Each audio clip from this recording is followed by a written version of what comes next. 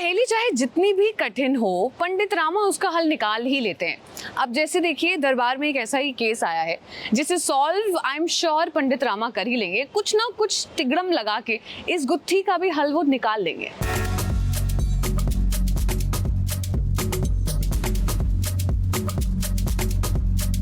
न्याय महाराज।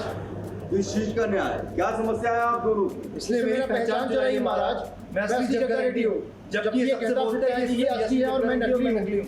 इसने मेरी पहचान चुराई है महाराज। इसने मेरी पहचान चुराई है महाराज।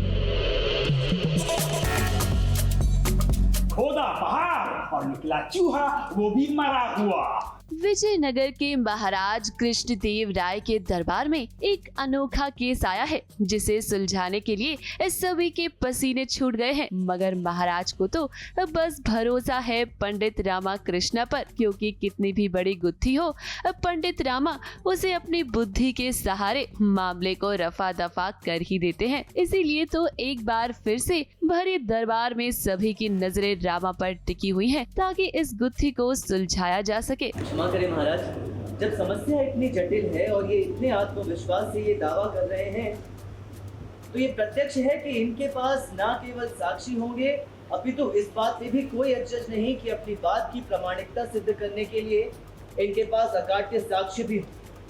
किंतु इस बात की भी कोई प्रत्याभूति नहीं महाराज कि वो साक्ष्य इन्हीं की भांति छद्म और गढ़े हुए नहीं होंगे।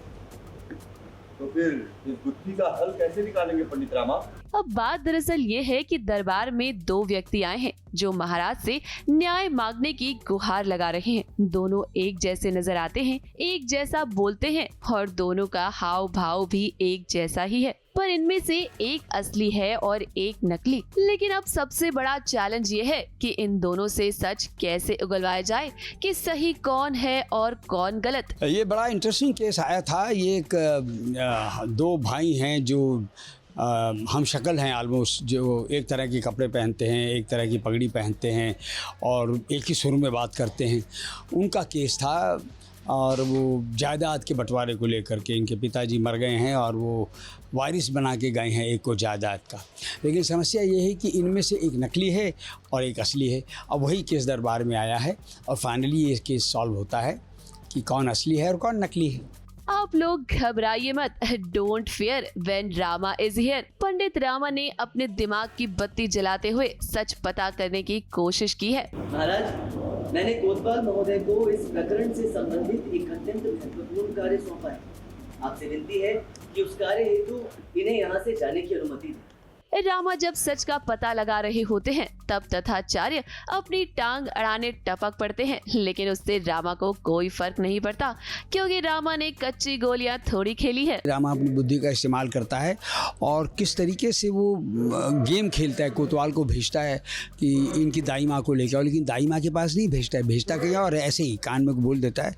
और तथाचार्य को लगता है दाई माँ को लेने भेजा था, दाई माँ तो आई नहीं, तो तथाचार्य फिर पंगा करता है। लेकिन फाइनली पता चलता है कि ये पंडित रामा कृष्णा की एक चाल थी इस केस को सुलझाने के लिए। अब सच का पता लगाने के बाद आखिर दूध का दूध और पानी का पानी हो जाता है। मुझे क्षमा कर दीजिए पंडित, मुझे क्षमा कर दीजिए महाराज। मैं नहीं रखूं और ये वास्तविक पक्का रेड्डी है। मुझे क्षमा कर दीजिए, मुझसे बहुत बड़ी भूल होगी पंडित जी, मुझे क्षमा कर दीजिए।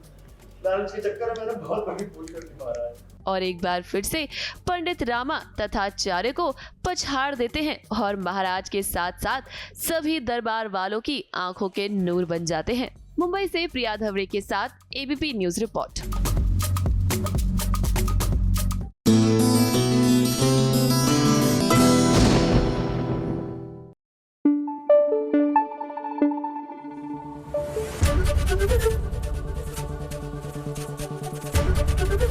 एबीपी न्यूज आपको रखे आगे।